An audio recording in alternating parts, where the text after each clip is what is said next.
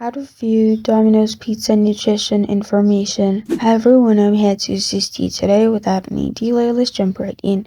First, go to the nutritional information and allergen page. Here, click on pizza. After you click on pizzas in here, it will lead you here, and here you'll find all the pizza and its nutrition. You can select large, gluten-free, dip pan, thin and crispy, many as you want. And after you click on it, you'll find all the pizza's nutritions like energy, protein, fat, carbohydrates, sugar, sodium.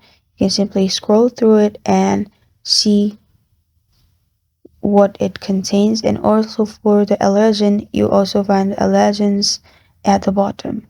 And this is how to view Domino's pizza nutrition information. Thank you for joining me today. If this video helps you out, please leave a like and subscribe for more. Got a question or want to suggest a topic? Comment below. Thank you for watching.